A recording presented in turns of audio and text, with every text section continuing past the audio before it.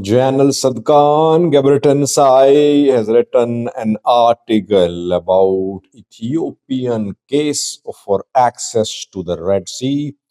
In that article, Journal Tsadkan gave an assessment about the situation in Eritrea, about divisions in Eritrea, existing divisions, and likely divisions.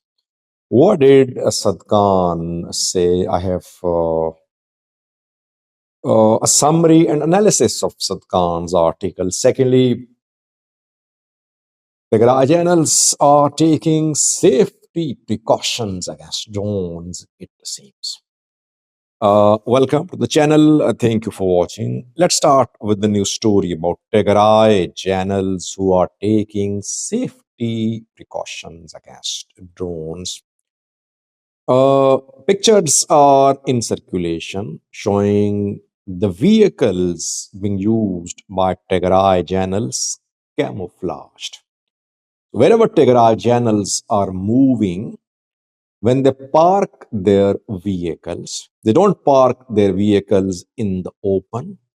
Either they park the vehicles under trees or in a building, or if the vehicles are parked in an open area, they cover the top of the vehicles with leaves, with tree branches, with other materials to camouflage the vehicles. The fighters are moving in the open, by the way. They move in pickups, trucks, and that is why they're vulnerable to drone strikes. Pickups and trucks cannot be camouflaged all the time, but Janel's vehicles can be camouflaged. But it just shows that there is not panic, but there is uncertainty. There is fear of unknown, fear of something prevailing across Tigray. Janels know that the federal government can now hit them. Federal government hit Tigray fighters on a far Tigray border. No one was expecting that don't strike, but don't strike happened. And federal government officials, they criticized TPL, Leaders Tigray Generals. So no one knows what will happen tomorrow. Generals are taking safety precautions, showing the tensions between the federal government and Tigray government. They were not taking these precautions last year. Why now? Because now they know that there is threat of conflict, there is threat of war, there are threats of drone strikes. That is why they're protecting themselves. But that's not what protection is, by the way, against drones. Now, Tsadkan Gebretensae, Tigray's journal, has written an article about Ethiopian case for Red Sea access. Tsadkan was the man who several months ago said that war was imminent between Ethiopia and Eritrea. Jowar also had the same opinion. Both claimed that war was imminent. Tsadkan back then said that the military preparations reach a level they cannot be reversed, and the military preparations have reached a level between the two countries that war is imminent. But luckily, fortunately, war did not erupt. Anyway, Tsadkan has written an article about Ethiopian need for gaining access to the sea. In the first part of the article, he tried to prove that Ethiopia is really in need of sea access because of economic reasons. That Djibouti port is not able to entertain Ethiopian needs. That Ethiopia is spending billions of dollars in transit fees. That Ethiopia is the largest, most populous landlocked country. It has rapidly growing economy and population, so it cannot be kept deprived of sea access. Then Tsadkan talked about the situation in the Red Sea, that so many players are operating in the Red Sea. The Red Sea is one of the most important maritime traffic routes. There should be stability along the coast of the Red Sea. That's what the international community wants. Ethiopia can play a key role in stabilizing the Red Sea. On the eastern side of Red Sea, there is UAE, Iran, Saudi Arabia rivalry in Yemen. And to the west of Red Sea, on western side, there is Egypt and other influence, other countries' influence. Then there are foreign bases too, Turkish, French, Chinese bases are in Djibouti. Tsadkan claims that there are divisions in Eritrea, divisions between coastal area people and highlanders. It's a big claim, by the way. Basically saying that those who live in coastal areas like in Assab, they're not happy with highlanders living in Asmara. And that the divisions are leading to exodus of youths. People are fleeing Eritrea in large numbers. Secondly, said that there could be serious vacuum in Eritrea in case of removal or death of Isaias Afwerki. There's no plan for succession. The country could be destabilized. This is the last thing which international community wants. It does not want regional players, foreign players to fight for control of an Eritrea which will be without Isaias Afwerki.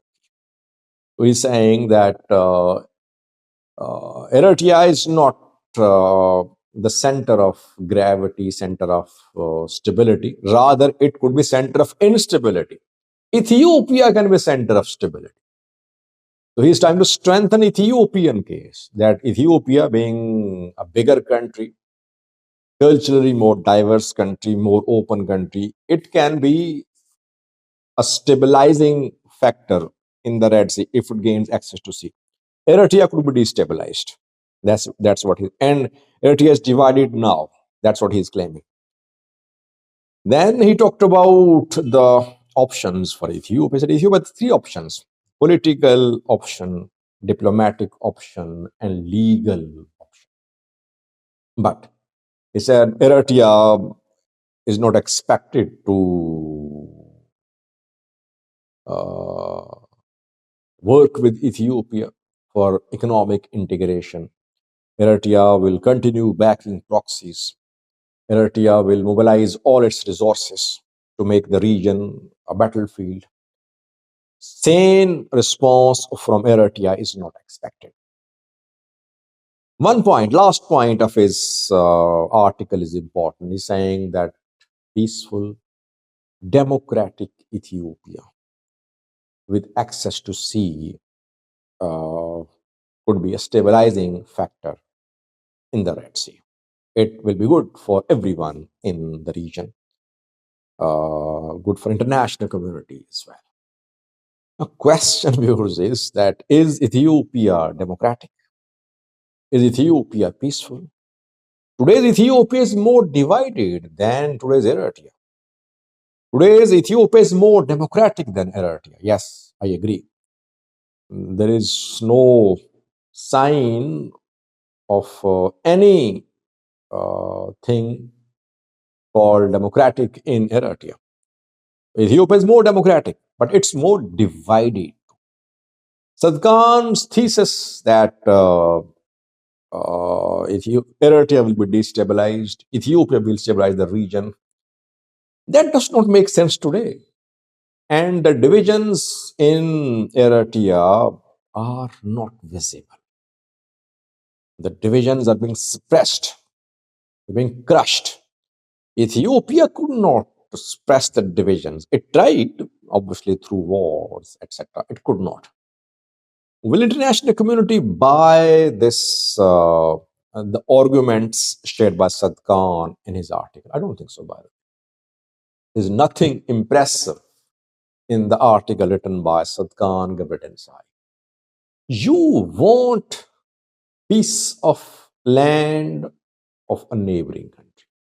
No matter what justification, what argument you share, it will be difficult to prove it.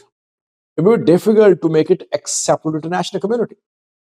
If today Ethiopia takes control of Assab legally, diplomatically, or by force, tomorrow it might claim that Asmara should be part of Ethiopia for stability in the Horn of Africa. Uganda already is calling for access to sea through Kenya, saying that war could erupt between Uganda and Kenya. So it won't stop anywhere. It will stop nowhere. It will go on. The region could be destabilized. That is why best option, if Ethiopia has a legal case, is that it should file a legal case for access to a subject.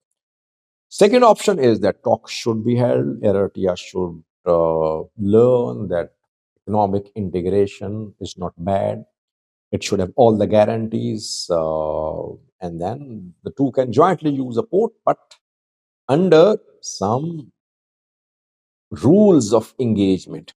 Ethiopia wants unconditional sea access, as if Assab is part of Ethiopia. That type of sea access is unacceptable to Eritrea. Thank you for watching.